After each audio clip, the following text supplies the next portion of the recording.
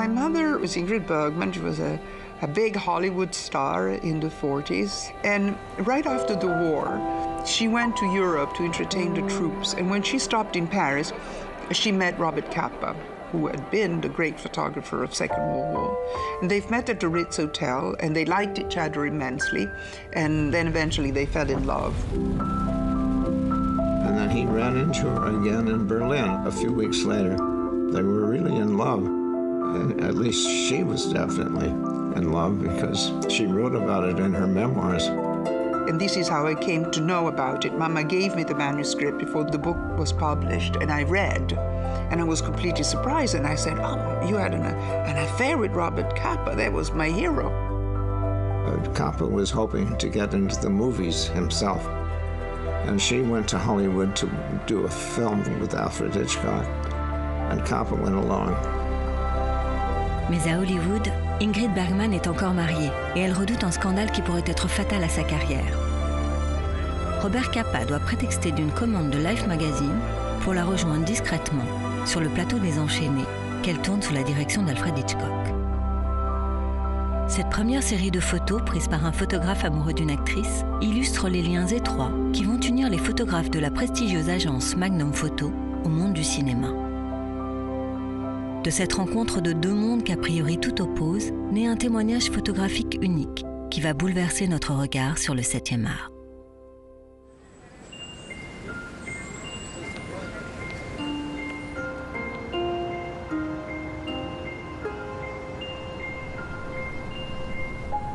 Dès sa création en 1947, Magnum Photo s'inscrit dans l'histoire. Fondée par Robert Capa, David Seymour, George Roger et Henri Cartier-Bresson, elle est la première agence à imposer l'indépendance des photographes face à la presse et à revendiquer leur statut d'auteur. Elle compte aujourd'hui environ 70 membres en activité, dont certains des plus grands noms de la photographie. Dans ces boîtes se trouvent des photos iconiques qui témoignent de l'engagement de ces photographes à observer le monde, et d'autres prises en marge de leur activité de photojournaliste, des photos de cinéma. Des images imprimées dans notre imaginaire collectif, mais dont souvent nous ignorons les auteurs. Une poignée de photographes, à la fois artistes et témoins de leur temps, qui ont arpenté le monde, traversé des guerres et se sont parfois arrêtés sur un tournage. C'est un peu par hasard que leur chemin a croisé celui du cinéma. Et ce hasard s'appelait Robert Capa. Capa was born in Budapest and then studied in Germany and then came to Paris in 1933. And during that time, I think film and cinema played a very important role in sort of the imagination of, what he could potentially aspire to do. And some of the early letters he writes to his mother from Paris talks about being a filmmaker someday. One day I will be great and big. Bon, Capa, c'est un personnage très compliqué. Il voulait faire un peu partie de ce milieu, mais en tant que personnage, parce qu'il cultivait son personnage quand même. Et du coup, le cinéma, c'était le meilleur milieu pour développer ça. Comme l'a écrit Alain Bergala, le cinéma a joué tout au long de la vie de Robert Capa un rôle d'alternative imaginaire. Un refuge fantasmatique pour échapper à sa vie et à cette image de photographe de guerre qui lui collait à la peau. Le monde sophistiqué et luxueux du cinéma, comme antidote à la guerre et à ses horreurs. C'est Ernest Hemingway qu'il rencontra pendant la guerre d'Espagne qui le premier lui ouvrira les portes d'Hollywood. He went to Sun Valley to visit Hemingway in 1940 and then 1941, and he met various Hollywood celebrities, Gary Cooper and Howard Hawks there, and he was an incredibly playful, joyful character in person. He could charm anyone, men as well as women, directors and business people, and he usually got his way. Mais en 1941, l'attaque de Pearl Harbor précipite les États-Unis dans la guerre. Et Capa obtient enfin son laissez-passer pour l'Europe. C'est au gré de ces rencontres de guerre, et souvent autour d'une table de poker, qu'il agrandira encore le cercle de ses relations hollywoodiennes. Capa, of course, had this close relationship with a lot of the film directors who were in the American Army. Or at least attached to the Army, as Robert Capa was attached to the Army while not being in it. Les réalisateurs, ils venaient avec les soldats américains. Il y en a beaucoup qui avaient été engagés pour filmer justement le débarquement et tout ça. Et comme Bob était aussi au premier rang, ils se sont retrouvés plus ou moins ensemble. Il y a quand même aussi chez Capa, je pense y compris aux photos du débarquement, comme ça, il y a quelque chose chez lui de la fascination de la fiction. Les photos du débarquement, c'est des photos de fiction. Tout ce qui se passe sur ces photos fait que ça devient de l'imaginaire et plus du documentaire. Quand on les voit, c'est comme si on voyait un film après coup sur le débarquement. He is thinking about a cinematographic visual experience in much of his work. I'm thinking particularly in North Africa where there's a plane landing on a strip, but it's all barren and there's one man waiting for the plane to arrive. I mean, it's really just out of a Hitchcock's film. And then other scenes of the desert of these camels rushing for him. I mean, again, Lawrence of Arabia, he had a visual sense for the dramatic. When, frankly, there wasn't a lot of story. So with the little elements that he had to photograph, he had to really make them hold the drama. Quand il rejoint Ingrid Bergman en 1946, Capa n'est pas un inconnu à Hollywood. Il est même engagé par un studio comme apprenti réalisateur-producteur. But he was not very comfortable in Hollywood. In Hollywood, you can only get around if you're a good driver. He was a terrible driver. He actually crashed a car out there. Hollywood n'amuse pas Capa. Il se préfère en reporter qu'en figurant. Et Ingrid Bergman parle de mariage, de famille. Robert felt that it was not the husband type, meaning that he knew that eventually was going to die in a conflict, and he did die. And I think that Mama always said that if she had been her choice, she would have married him, but he wasn't available. But then she married my dad, who was kind of a similar type. He said goodbye to Bergman and came back to New York in the spring of 1947, and I went to see him, and he was very depressed because his expedition to Hollywood had not worked out. C'est à New York, lors d'une réunion au restaurant du MoMA, que la décision de fonder Magnum Photo est prise. Well, Magnum really was his idea. It was something that he had dreamed about since 1938, if not before, with the idea that an agency could really manage a photographer's work while they are out in the field photographing and making the story. La jeune agence est une structure révolutionnaire pour l'époque. Elle représente, comme le disait Cartier-Bresson, une communauté de pensée et garantit aux photographes la propriété exclusive de leurs négatifs et de leurs tirages. Before that time, nobody kept their copyright. You know, you worked for Life magazine, you just gave them the film. You were like a plumber, basically. I think he felt that photographers should be treated better too, to be given more right to do what they wanted to do. Instead of being told how to take things, they should be able to have more of their own personality in photography. And it was very difficult for the early photographers because none of the magazines, including Life magazine, wanted to play by those rules. C'est un fait. Magnum a cruellement besoin d'argent et Capa, en homme d'affaires avisé, voit dans ses relations avec Hollywood le moyen de renflouer les caisses de l'agence. L'idée a germé dans sa tête de montrer comment opéraient les réalisateurs américains. Et le making-of, ça part de là. The idea was a very good one, which is to make stories about the movie, about the people, about the location, to get publicity in magazines. You had the photographer on the set whose job was to cover everything that was going on the set, but they would also bring in the special photographer with the idea of getting spreads in major magazines. The major magazines always wanted to buy material because they didn't want the given out material because they knew that everybody else had it. The late 40s and then early 50s, he sort of cooked up his assignments for himself to place him in these wonderful locations where his friends were filming.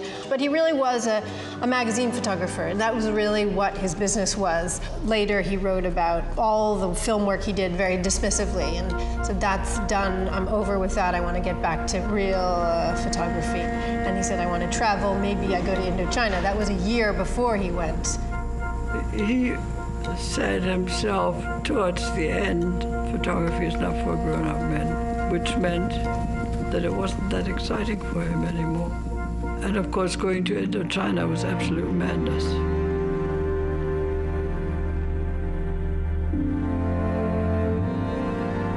Magnum went on because of Shim. Nobody really thought that Magnum would go on, because Kappa was really running Magnum in a funny sort of way. It was just everybody rallying around saying, we won't let go. But Shim was absolutely determined. I remember Jim Seymour because Jim was a very good friend of Kappa, and when Kappa died, he was a lot around us. I don't know if he was a lot around us because Mama and Jim were consoling each other about Bob's death, or, with friendship and presence. But I remember I remember his face completely, always having a Leica around his neck and photographing constantly as he was talking and interacting, and then taking photos if there were one person that was completely normal and talking, and then the other one noticing things and so capturing it. And he created a mystique about my family. I mean, the most beautiful photos of the love between my mother and my father, Roberto Rossellini, and the three of us kids are captured in Jim's photo. Well, after Kappa died, there were two people who kind of looked upon Magnum as Kappa's children. One was Ted Patrick, who was the editor of Holiday magazine, and the other one was John Huston. And they always came back to Magnum, and they were very good about hiring younger photographers, and they were served very well. Cette origine-là, elle est très importante à Magnum. Beaucoup de photographes après ont suivi la même ligne, c'est-à-dire, voilà, je suis ami avec John Huston, je fais des photos de John Huston. Il n'y a pas eu de politique en disant on va couvrir le champ.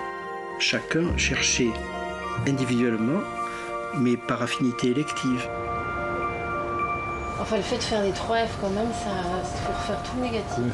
Oui, compenser un tout petit peu la différence, mais un tout petit peu, pour que ça reste naturel. Et c'est... Non, c'est bien ça. Immédiatement, les photographes de Magnum ont eu le besoin de se démarquer, de donner leur empreinte à ces images. Et ce qu'on a vu dans tout ce matériel, c'était qu'il y avait vraiment un regard, si on peut dire Magnum, sur le cinéma, qui reflète un peu l'humanisme, la vision de Magnum par rapport aux événements. When you come on a set like that, it's not what you're looking for, it's what's in front of you and what's possible. See what's in front of you and try to make something out of it. It's not rocket science. Évidemment, ce qui est très beau dans les photos de Magnum, c'est qu'ils étaient en amont. Sur le tournage, ils ne photographiaient pas forcément ce qui était obligatoire à photographier. Et ils filmaient parfois l'après-tournage. On a des photos où on voit des cinéastes au montage. Personne ne va photographier des cinéastes au montage. Ça veut dire qu'ils avaient une vision beaucoup plus complète de l'acte de faire un film. One's job was to find some different aspect that a magazine could use. People like myself were really good at doing that because we could do a different approach. We could attack from the side, basically, rather than the front. Ils regardaient autour, ils regardaient à côté et ils s'intéressaient à tout, et notamment aux gestes. Ils attrapaient des gestes du travail. Par exemple, à l'époque, le type qui mesurait avec 1 mètre la distance à la caméra. Donc ça, c'est une des vraies caractéristiques de Magnum. Et puis, il y avait surtout de la qualité. Ils apportaient des angles, des façons de photographier, des sujets, des angles sur les sujets que les autres n'apportaient pas. Le facteur important, je pense que c'est le temps. Réussir à créer une série d'images, qu'on puisse les regarder dans 20 ans ou dans 30 ans et qui puissent avoir toujours la même force, le même intérêt qu'ils peuvent avoir aujourd'hui. Les photographes de Magnum ont pris la mesure du monde. Et leur approche documentaire est aux antipodes des photos produites par les studios. Ils ont fait entrer une bouffée d'air frais et de naturel dans un monde sous l'emprise du papier glacé, de la retouche et d'une idée un peu stérile de la perfection. In 1954, I was based out of Hollywood. I went out there initially to work on a film that Stanley Kramer was making called The Caine Mutiny. And the star of the film was Humphrey Bogart. For whatever reasons, Mr. Bogart sort of adopted me. He became my mentor. Billy Wilder introduced him to Humphrey Bogart, and they hit it off because Bogart was from New York, and they were both sort of tough guys and full of themselves, and they liked each other. And you know, one of the signs of Humphrey Bogart's trust in Dennis was he let him shoot him without his toupee. Nobody knew Humphrey Bogart was almost bald. And Dennis has these great pictures on his sailboat of a balding Humphrey Bogart. And was kind enough to introduce me to quite a few people that were in the motion picture industry. One of them was Nicholas Ray. And Nick had a ritual where he had a Sunday soiree. So I was invited to one of these parties. Nick took me and he guided me over to a young man, and he said, Dennis, this is James Dean. I had no idea who he was. In our discussions, Jimmy said, I just finished a film called East of Eden, and would you like to come and see it? I went to see the film, and frankly, I was blown away. And I went up to him and I said, it was wonderful. I really love what you did. I want to do a story on you. Dennis Stock suivra James Dean pendant 2 mois, d'Hollywood à Fairmont, Indiana. The people who raised him from the age of 9 to about 19 were his aunt and uncle, and they welcomed me with open arms. They were just extraordinarily friendly, and till this day I'm a close friend of the family's. But in the mix of being there, I could sense that Jimmy wasn't really ever going to return. And what it pointed up, though, is the tragedy of Jimmy incapable of understanding what he had. He was just a little alienated soul that bounced around in search of God knows what. One morning we got up and he said, come on, I want to show you something. We walked into this furniture store, into another room, and in that other room were coffins. And he jumped into one. So we went through all these childish expressions that he did within the coffin. And at the very end, I sort of grabbed him and I said, now sit still. Just look at me. Sit up and look at me. And within that image, I would like to believe that it shows how lost he was. He lived a kind of contradictory life to being on the cusp of being a star. There was something about New York that wore him down. So I followed him wherever he was willing to show me what was his relationships to people and locations. And what came out of that in the final analysis that it had the most appealing possibilities was the photograph of him in the rain on Times Square. We probably have a great many young people watching our show tonight, and for their benefit, I'd like your opinion about fast driving on the highway. I used to fly around quite a bit, took a lot of unnecessary chances on the highway. And I started racing, and now I drive on the highways and I'm extra cautious. Jimmy said he was going to drive the following weekend, and would I like to come along? And my first reaction was, wow, yeah, I'd love that. That would be fun. And I have no idea till this day, but something came into my mind, and I looked at him and I said, I can't. Take it easy driving. The life you might save might be mine. You can say it's good fortune I wasn't with him.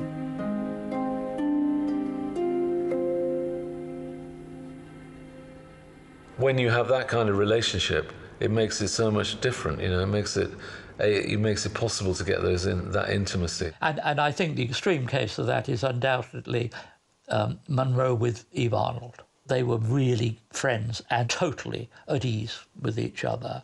What happened was Marilyn had seen a set of pictures I'd done for Esquire on Marlene Dietrich. And you must remember that in the 50s, this was, I think, 1952. And in those days, practically everything was front lit, retouched, very carefully organized. I didn't know about any of that. And I was a documentary photographer. I simply took her as she was. There was no posing, no setup, no lighting, no tripod, just me and Marlene singing. There we were working on this, and we were both at a party for John Huston.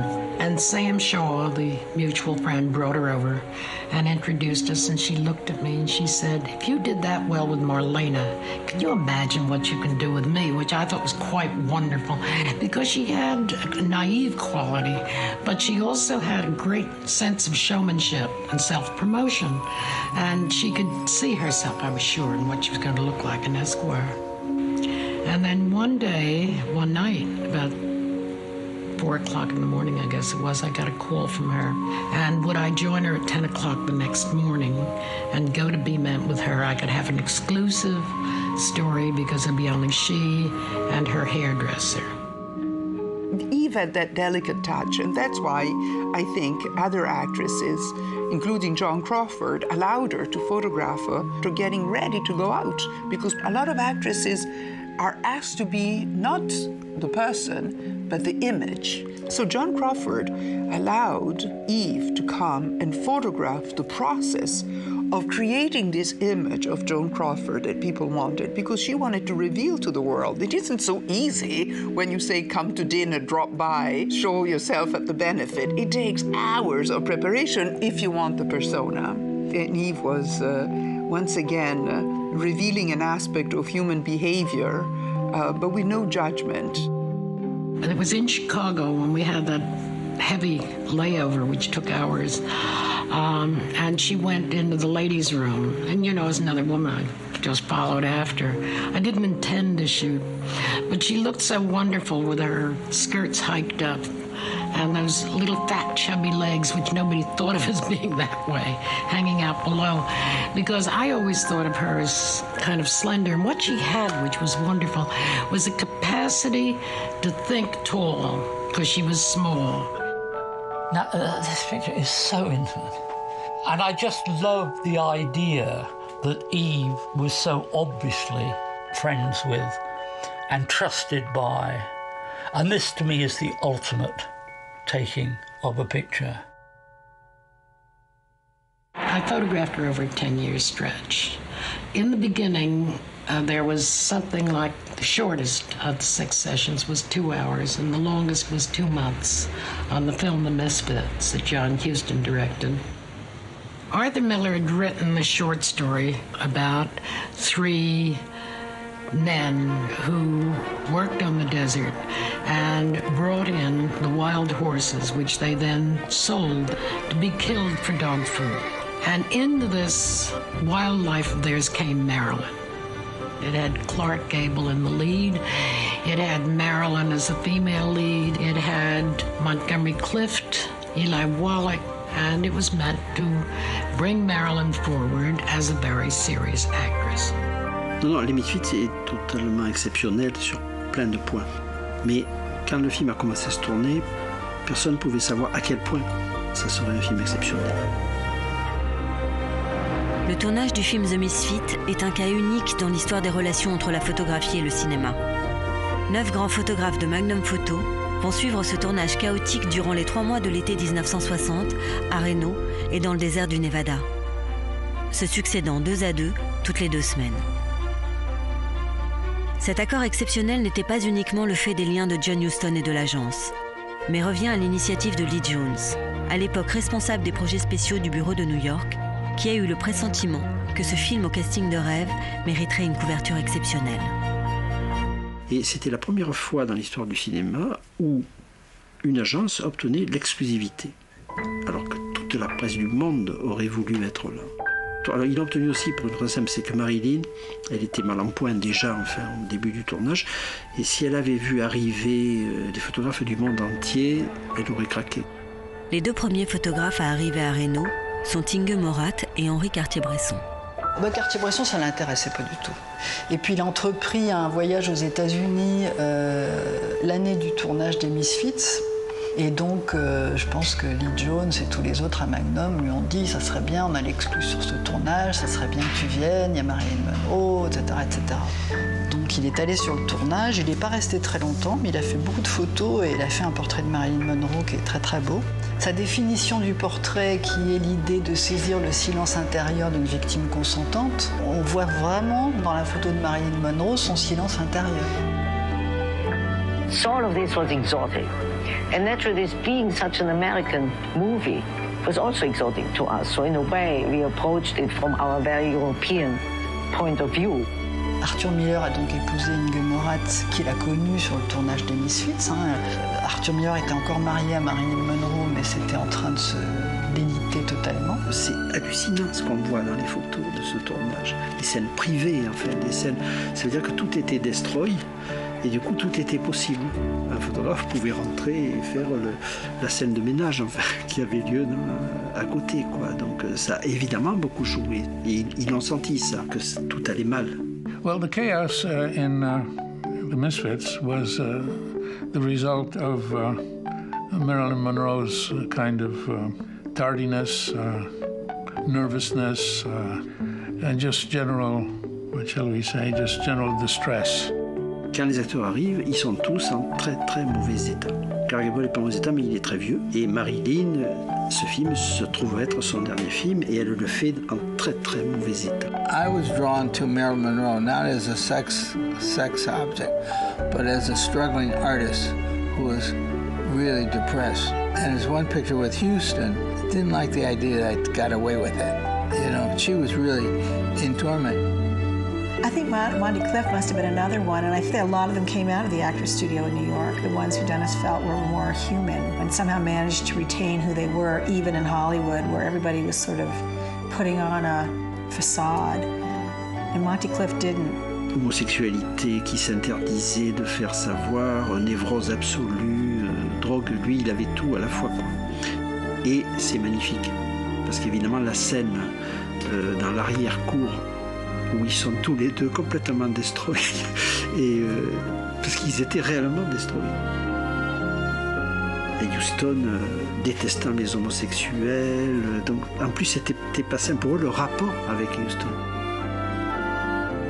Sometimes, you know, the work is so, you know, you try to be true, and you feel sometimes it's on the verge of a kind of craziness, but it isn't really craziness.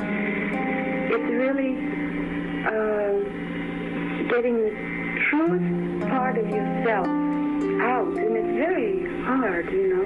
I mean, it's not easy, let's say. Marilyn, comme toutes les stars, elle contrôlait les images qu'on pouvait montrer d'elle. Sur les photos qu'elle ne voulait pas voir diffusées, on voit tout ce qui la menace. C'est-à-dire pour elle, la beauté n'était pas donnée, n'était pas acquise. Et qu'est-ce qu'il a fallu de travailler d'efforts pour qu'on ait une autre image que ça, quoi. Cette lutte l'a tuée. Être toujours une image, à un moment, ça tient plus, quoi. Et c'est le film où ça tient plus. Yes, I think we all used her. I don't think there's any question about that. As a photographer, one has to accept the fact that one does invade other people's privacy. However, you could argue that without the still camera, Marilyn would not have been Marilyn. We would not have seen her because that's the way most people saw her. So it's a circular thing. We all used each other. She used me to help her to get where she was going. Me and hundreds of others. You know, I was not unique in that. Unique only in the fact that she trusted me. These photographers who worked on it were not your paparazzi types. They were Magnum people. There were no people that would have done damage or a scandal or anything like that among us. I don't think so. Le tournage des Misfits s'achève le 4 novembre 1960. Le lendemain, Clark Gable est victime d'une crise cardiaque, dont il décédera quelques jours plus tard. Rarement la frontière entre la fiction et la réalité fut aussi mince, et la proximité entre les photographes et les stars aussi grande. C'est un film bascule, quoi. C'est-à-dire que le cinéma hollywoodien ne sera jamais plus la même chose qu'avant. C'est terminé, quoi. Donc il a filmé en même temps la décomposition d'un système. Concurrencé par la télévision, le système des studios s'est essoufflé, et bientôt les grands magazines suivront. Pour Magnum et le cinéma, une page se tourne. A little bit further, a little bit further, that's it. Now get your hand up near your face, near your face. I'm shooting in very, very close on your head now. Keep your hand near, that's it. C'est la fin d'une époque en Amérique et celle du renouveau pour le cinéma européen. À Londres, David Hearn reprend le flambeau. What is called the 60s really started in the late 50s. So that sort of cultural movement I was very much a part of. You know, by that time had known all the people that were the players. Son amitié avec un grand publiciste de l'époque, Tom Carlyle, lui ouvre la voie du cinéma. Whenever Tom had a film that he thought was interesting, he would always phone me up and I would go and do it. And so that's how I did the Bond films, and Tom was the publicist on Barbarella, so that's how I did all the Barbarella stuff. And so the only film which was well known that I did that was not that was The Beatles.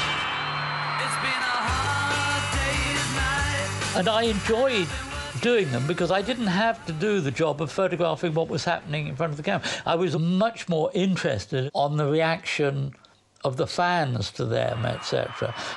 In fact, it was so intense in them that if I drove a car with any of them in it, you could not stop the car. If it was a red light, you went through, because if you stopped, you would never move again.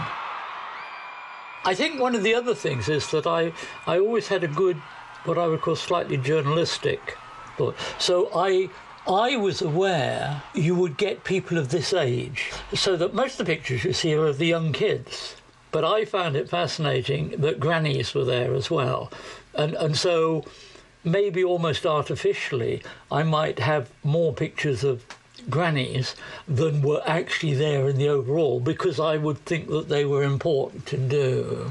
Et pendant que la vague Beatles déferle sur le monde, le cinéma d'auteur fait sa révolution. Godard, une première.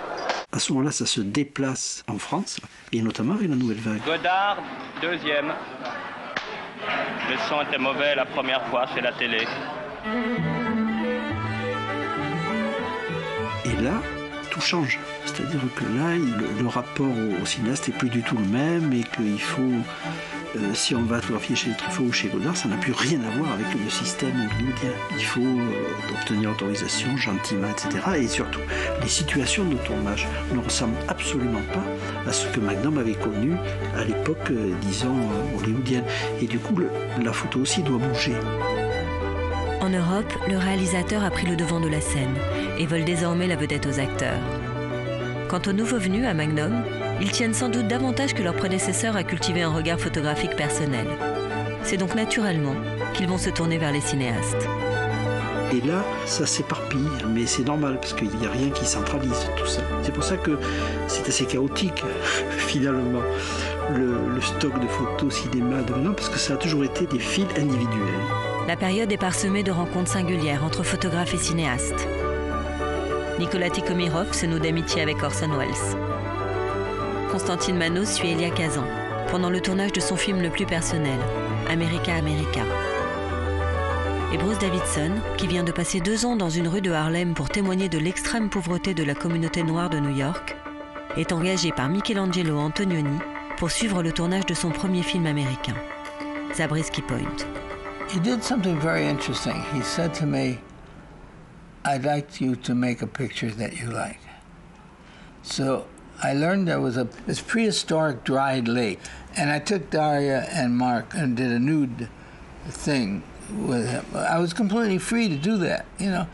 And it was a little bit Antonioni-ish, too. And maybe that's when he trusted me, because he knew that I was an artist in a quest of life, and he understood that, being an artist himself. Les années 70 vont marquer un nouveau tournant, et le lien avec le cinéma semble se dénouer un peu plus. Quand l'argent a commencé à manquer sur le cinéma d'auteur, les producteurs ont dit « ça ne sert à rien d'avoir un photographe de plateau qu'on va payer pendant tout le tournage, alors qu'il y a des agences qui attendent que ça ». À un moment où Magnum a sans doute un peu s'est distancié des plateaux, il y a des agences qui ont pris ce territoire-là comme un marché. L'intérêt du public pour l'image des stars n'a pas diminué, bien au contraire. Mais ce sont désormais les paparazzi qui fournissent les magazines. une approche qui est à l'exact opposé de celle des photographes de Magnum. Donc à ce moment-là, ils ont été absents des plateaux, absents de ce marché en plein essor, à un moment où au contraire la presse magazine People, qui consommait énormément ça, était en plein boom. Donc ils n'ont pas été à cet endroit-là. Très bien, ils n'y étaient pas, ça ne leur correspondait pas et ça ne leur manquait pas. Malgré leur absence des plateaux, le cinéma nourrit l'imaginaire de la photographie. Des cinéastes qui ont développé un univers visuel très personnel vont exercer une influence considérable sur certains photographes. C'est le cas de Georgi Pinkassov, qui découvre l'art et la spiritualité à travers le regard d'un immense cinéaste russe, Andrei Tarkovsky. Vous comprenez une chose, quand j'étais même en armée, ça m'était intéressé la vie spirituelle. Parce que c'est beaucoup de choses qui étaient interdites complètement à l'Union soviétique. Et ces premières choses qui m'a donné ce choc, c'était Solaris. Mais à ce moment, j'ai reçu un message incroyable. Après le film, donc moi, j'ai voulu réfléchir, mon réaction. Si j'étais poète, j'ai écrit poésie. J'étais musicien, j'ai écrit musique. Et je ne savais pas que photo. C'est ma première photo spirituelle, après Tarkovsky, si vous voulez. Et ces photos que j'ai voulu lui montrer. Parce que tout le monde qui j'ai montré, il a dit « Ah, c'est ressemble à Tarkovsky », il a dit. C'est le même esprit. Finalement, j'ai fait connaissance avec une dame qui travaillait dans le musée, à Mosfilm, mais elle connaissait bien Tarkovsky. Et je posais la question, est-ce que vous pouvez montrer mes photos de Tarkovsky? Il était volontiers, facile, demande son anniversaire, je vais là-bas. Il a importé, il est revenu, il dit, il aimait. Finalement, on a fait connaissance. Finalement, il a dit, vas-y, si tu veux travailler, vas-y, entre. Je sais pas, j'ai eu chance d'entrer dans son studio, mais j'ai fait photo, j'ai montré, lui, il aimait. Donc j'ai voulu qu'il les répétait pour moi. Bon, pas du tout, il n'a pas répété. J'ai dit, vous aimez mes photos? Il a dit, c'est pas photo, il a dit pour moi. Il dit, mais c'est quoi pour vos photos? C'est Cartier-Bresson, il a dit, mais qui est-ce? Je ne savais pas qui est-ce. C'est comme ça, elle m'a convaincu d'être reporter. Donc c'est deuxième la chaîne de ma vie de Tarkovsky chez Cartier-Bresson. Et finalement, c'est deux. Pour moi, c'est deux qui est important. Esprit et respecter les réalités. Ça, c'est aussi le côté fécondation des cinéastes. Il y en a plus qu'on croit. Et à Magnum aussi. Parce qu'on dit toujours que Magnum, c'est des gens, c'est des purs documentaristes, ils sont que sur le réel, mais c'est pas vrai. Toute mon influence, elle vient de la place Wilson à Toulouse. Je veux dire, les films de sous-marins, ce noir et blanc, une sorte de dramaturgie un peu grandiose comme ça. Mais même, je veux dire, quand je pense à Salgado, par exemple, je sais que les 10 commandements, comme beaucoup de réalisateurs, c'est là, l'ouverture de la mer Rouge, il y a à peu près tout Salgado là-dedans. Mais plus on avance, plus il y aura cet aspect assez qui se réfère au cinéma. Ici, effectivement, là, on est dans Stalker. On peut même être dans la maison détruite de la fin de Solaris. Évidemment, le cinéma, c'est une façon de décoller du réel, y compris dans des images documentaires. Ça va être aussi une ligne importante de Magnum. Moi, je pense le cas de Zachman est magnifique, puisque Zachman, il va à Turin, au festival de cinéma, et il voit plein de films chinois, et ça rentre, il avale tout, quoi. Et il avale des images.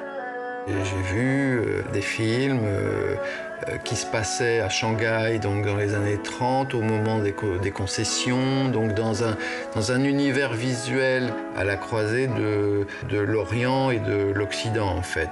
C'était très expressionniste. Donc visuellement, voilà, c'était très fort. Quand j'ai commencé toute ma recherche sur la diaspora chinoise, je recherchais inconsciemment les images de ces films-là.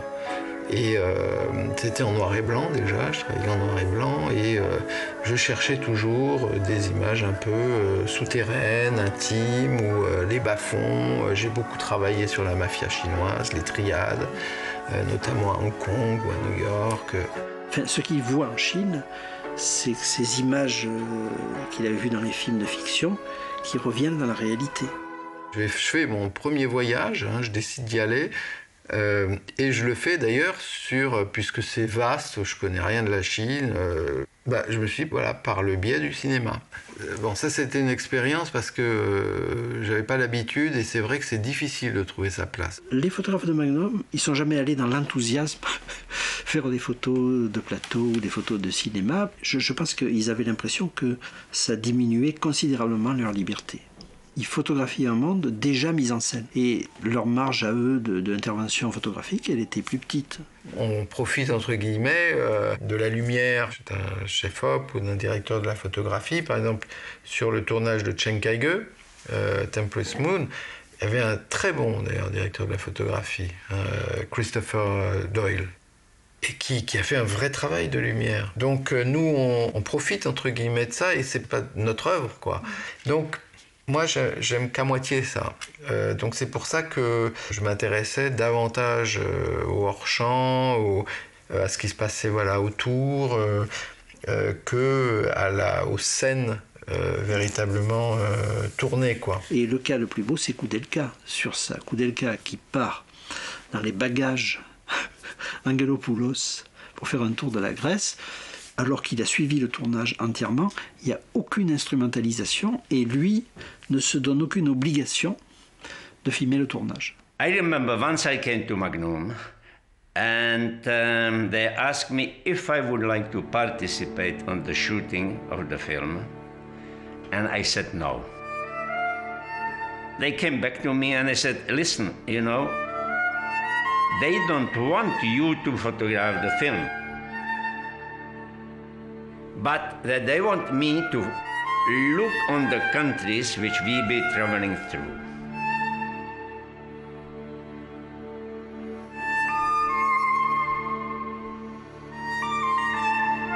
This is going to be film with few people, about 6 people. You are going to travel around the Balkan in the small bus and in the winter period. Now it's 45 years that I travel. I never stop in one place for more than 3 months. I know if I stay in one place that I become blind. C'est-à-dire que finalement le tournage c'est un véhicule. Ça lui permet de traverser des choses, mais il ne prend pas ce que prend Angelopoulos. I could get on the places. I could wake up in the morning to say goodbye. I come back to the hotel in the evening. And I just walk around. C'est comme le chien qui s'écarte de la meute. C'est-à-dire il y avait la meute qui avançait et lui, il regarde à côté, il photographie les trucs qui se passent, etc. C'est très beau. Angelopoulos and me, we look on the same reality. We were looking for something different. And it was interesting to show how different people and different media can show the same reality. In fact, he told me after a few days also, je te observais. Tu pas seulement sélectionnes, mais tu regardes autre chose. Kundera a écrit dans l'immortalité, la mémoire ne filme pas, la mémoire photographie. People still remember the pictures. They stay in the mind. The pictures look like Koudelka's pictures. And some of them are just on the set. And that's one of the miracles of photography. How does that happen? We've all got just a box with a hole in the front. Now, in theory, you shouldn't have any control over that. The reality is that you look at 10 Cartier-Bresson pictures, you can tell they're by Cartier-Bresson. If you look at 10 Koudelka pictures, you can tell they're by Koudelka. There's something absolutely extraordinary about that. Je pense que en cinéma, on dirait c'est d'abord des auteurs. Oui, ils n'essayent pas de se mettre dans le regard du chef-op, ni du réalisateur. C'est leur regard à eux sur ce qui se passe. Il y a tous les à côté qui sont extraordinaires. Ça n'a rien à voir avec le domaine de la représentation. Ce sont des gens, des acteurs, des caméramans, des preneurs de son qui sont là, qui font un travail. Et c'est ça qui est fascinant en photographie. Et leur relation avec les acteurs, évidemment, c'est un monde qui est artificiel. Mais En même temps, c'est un vrai monde. C'est très riche de comprendre la nature humaine dans des circonstances un peu spéciales quand même. Un plateau de tournage, c'est quand même plutôt quelque chose de spécial. Le gars est en train de lui expliquer je ne sais trop quoi, là, avec la gorge et tout. Chacun son style, mais au moins, un, c'est visuel. Deux, il y a une intensité incroyable que je ramasse.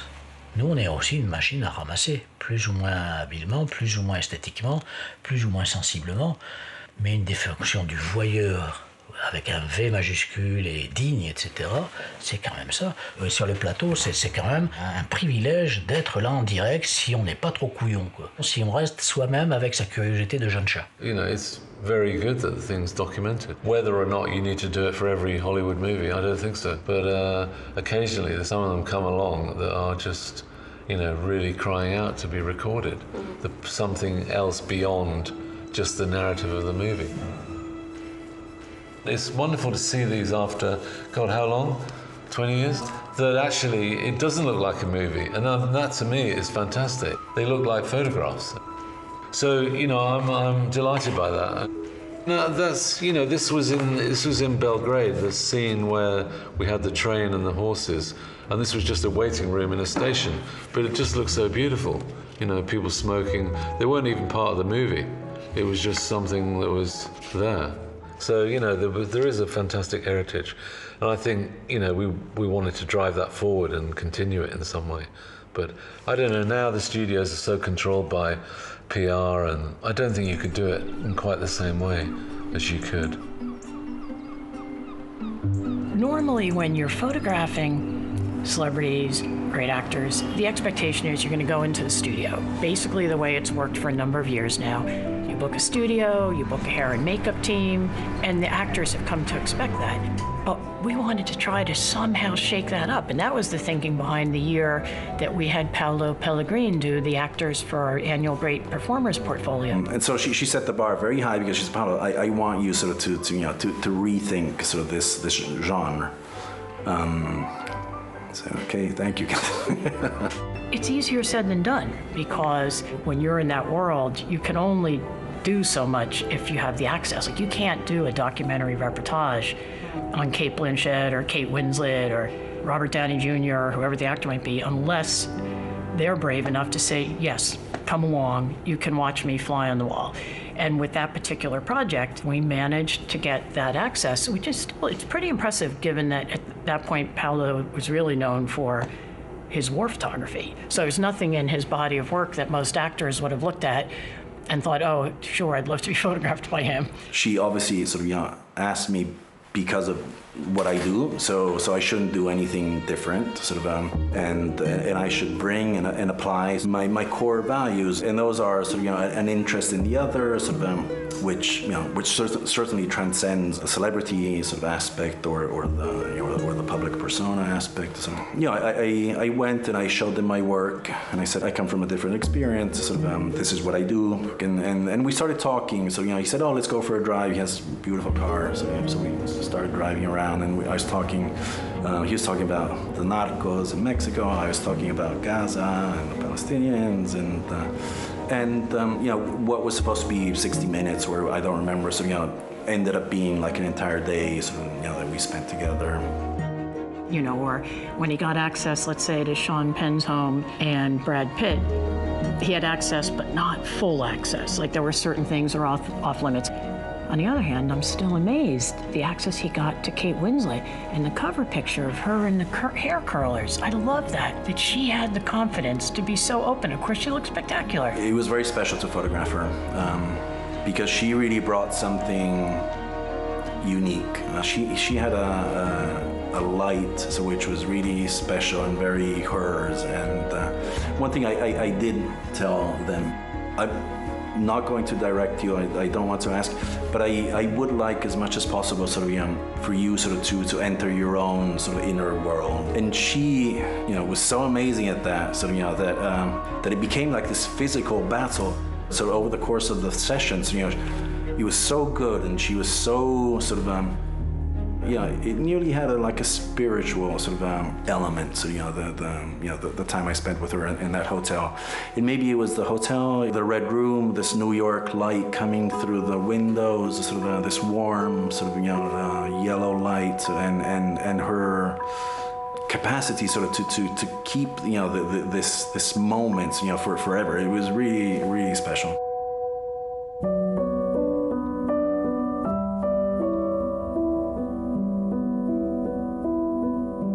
What Paolo did is truly, a majestic work by a photographer at the height of his powers, in a way. What I was doing was, something okay in the midst of figuring a lot of things out. Every photographer has kind of a different signature. Peter Van Actemill I see as being more direct and wanting it to look more like what's in the world. There's like a subtlety to his work. And often his human figures, they're always smaller in the frame. And he managed to even carry that over into his coverage of Jeff Bridges, which is interesting because Bridges is extremely handsome, larger-than-life, famous actor, and yet he still managed to make pictures where he looks like an ordinary guy at the airport, like as if you wouldn't even recognize him. Really, that's him? Like, I like that he's just looking for ordinariness, and every so often, because of the way he sees it, it becomes extraordinary, but it's just real life.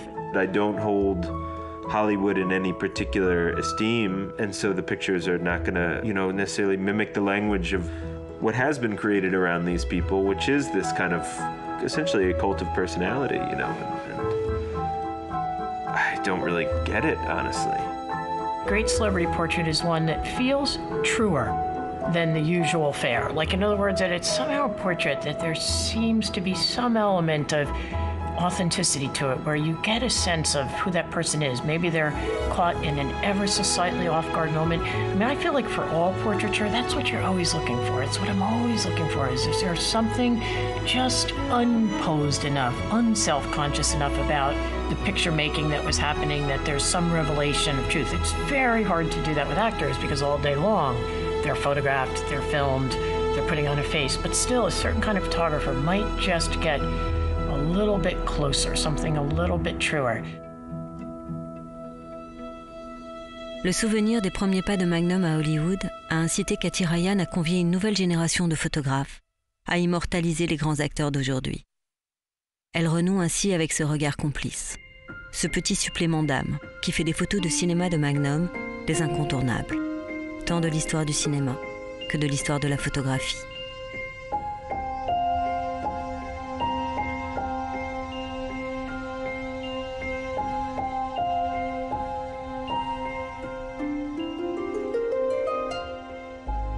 We're all in the studio about to shoot the picture. And Tom comes up to me and he said, I've forgotten the gun. We don't have a gun. So there we are in my studio without a gun.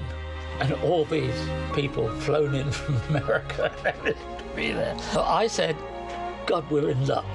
My hobby at the time was target shooting. And the gun that I had, it was an air pistol. I said, nobody here will know.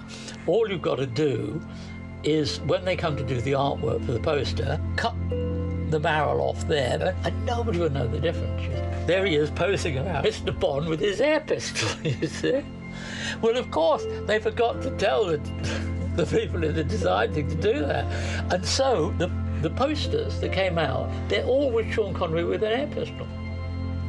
I mean, the world is bonkers. The film world is bonkers.